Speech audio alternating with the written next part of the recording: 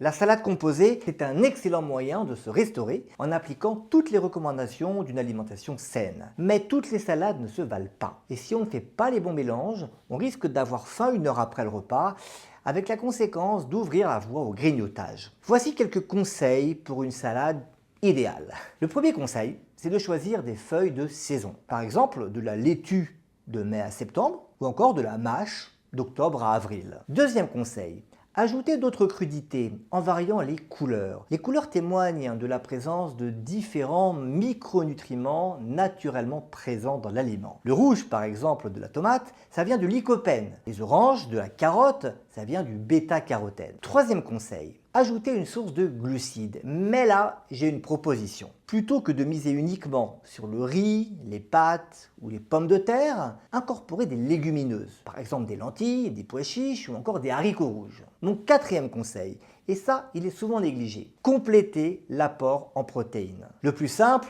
c'est d'ajouter des œufs ou du thon, mais la quantité doit être suffisante. Et c'est souvent cela qui manque dans une salade maison ou même au restaurant. Cinquième conseil, il concerne les matières grasses d'ajout. Je ne vous dirai surtout pas de faire une sauce allégée, mais plutôt de mettre suffisamment de matières grasses de bonne qualité. Alors l'huile d'olive, c'est la base, mais on peut varier les plaisirs en optant par exemple pour de l'huile de noix ou encore de l'huile de pépins de raisin. Trop de conseils sont fondés sur la réduction à tout prix des graisses d'ajout dans la salade, alors qu'on n'a jamais montré que cela avait un intérêt quelconque pour contrôler son poids. Et la matière grasse, comme les apports en protéines, c'est essentiel pour éviter la fringale 1 à 2 heures après le repas. Sixième conseil, ajoutez selon vos goûts du vinaigre, des olives, des cornichons ou encore quelques morceaux de fromage. L'inconvénient principal, c'est l'apport en sel de ces produits. Mais si vous n'ajoutez pas de sel par ailleurs, ça reste